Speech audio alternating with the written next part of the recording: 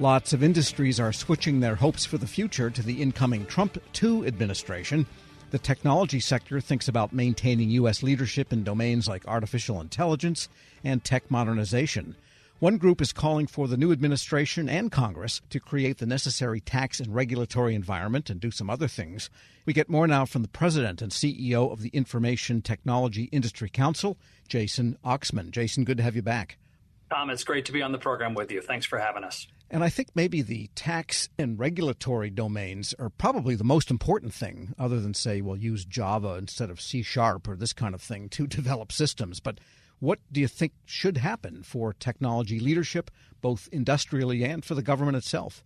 Well, it's a great question. Technology is obviously central to the U.S. economy. It's central to job growth in the U.S. economy. And really the right policy approach is what's going to drive the continued success of the technology industry in the U.S. And global innovation comes from America. We invented the internet, and we want to continue that global leadership. The U.S. invented the semiconductor. We want to continue that global leadership. And so the right policy environment is key. So we're spending a lot of time, as you noted, talking to the incoming Trump-Vance administration, talking to the new Congress about how the tech industry can be a partner in accomplishing all of these goals. And the specific policy recommendations that we've made are focused on making sure there aren't regulatory roadblocks to innovation, making sure that tax policy, as you noted, is aligned on really promoting research and development in the U.S., and also maintaining our global edge in the AI race, which is so important, particularly vis-a-vis China. Yeah, on tax policy, really how fast you can write off R&D spending, that's always a contentious issue. And I think there is a move to preserve the year of spending write-off. Is that one of the things you're hoping for? That's exactly right. You've characterized it exactly right as well. So back in 2017, the Tax Cut and Jobs Act, Congress implemented, and President Trump signed into law a number of measures, including focused on research and development and the amortization of research and development. In other words, the ability to write off your spending on research and development as a company in the year in which you did that spending is obviously very important to provide an incentive for spending on R&D. And that tax incentive expired last year, which now means that companies that invest in research and development have to amortize that spending over 5 years, which makes it a lot harder to justify the spending on R&D. R&D spending is crucial to technology innovation. We need that tax measure to be reinstated so that companies can write off that research and development investment in the year in which they do it. And then there's the issue of federal spending itself, which is in some measures out of control. And there's a lot of, let's say, factors that contribute to that sense of it being out of control, some controllable, some not, or some purportedly out of control. But then that adds to the increasing deficits that are getting out of control, also squeezing out so many other things the government would like to do. What, if anything, does the industry think can be done to at least bend the curve of future spending so that maybe there's some more rationality down the line? Well, I think we have an opportunity, particularly with the creation of the new Department of Government Efficiency, or the DOGE as it's called, under the joint leadership of Elon Musk and Vivek Ramaswamy. And in fact, ITI published recommendations to the DOGE just a couple of weeks ago after it was announced. And those recommendations are focused, not surprisingly, on government modernization, and particularly IT modernization, because it is with a more efficient IT infrastructure that government is able to do its job better. It's better able to address important issues like fraud and waste in ways that the current administration hasn't really been focused on, but the new administration will be when the Trump administration starts in. And the federal government, as the largest purchaser of IT in the world, has an opportunity to really lead on encouraging the private sector to engage in cybersecurity protections, for example, in making sure that IT modernization includes the latest and greatest commercial products, so the government isn't in the business itself of designing technology for its own use. So a lot of great opportunities here. We're speaking with Jason Oxman, President and CEO of the Information Technology Industry Council. And by the way, I would say that renewing your passport online through the State Department is easier than getting a CAPS ticket onto your Apple Wallet. from downloading. I can just say, having been through both processes, I'd rather renew my passport. So a call out to State Department on that one. But I wanted to ask you about artificial intelligence. And, semiconductors is capital equipment, it's engineering, it's all of these things. It's plant and equipment and real estate. AI is just code. And so what would leadership or maintenance of leadership in AI look like, do you feel, for the United States? It is an interesting way to think about AI. It is an algorithm. It's software. It is code.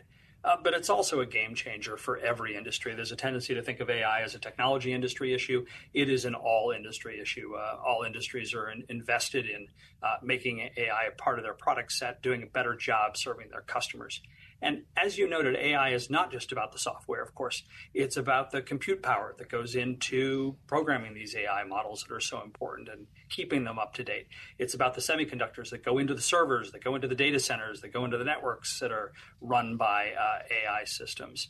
And so we are taking in the technology industry a whole industry approach to AI, making sure that the U.S. maintains its global edge in the AI race is not only about AI itself for end users, but it's about the semiconductors that go into AI. It's about those servers, the data centers, the systems, the power, the energy issues that are behind all of this. So what we're really focusing on is making recommendations to the incoming administration about how to upgrade our energy infrastructure, about how to upgrade our system of manufacturing and global trade to make sure that U.S. leadership in AI is maintained and increased. A lot of really important issues for us to address this year. And I guess there's going to be some speaking truth to power here because, especially on that electricity front, that basic commodity is becoming really a big issue. And maybe it hasn't affected all Americans equally yet, but it will. I can recall when personal computers first came into being a big volume operation in areas of California, the fact that you had switching power supplies on the grid were affecting local distribution of electricity.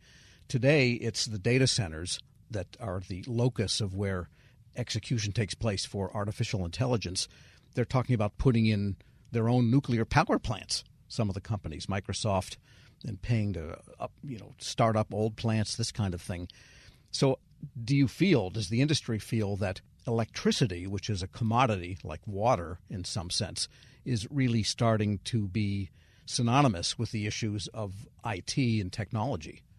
It absolutely is. And you're right, Tom, to highlight this as a technology issue. It's not just an energy issue because there are demands on the energy grid with the introduction of new technology. Now, that's always been the case.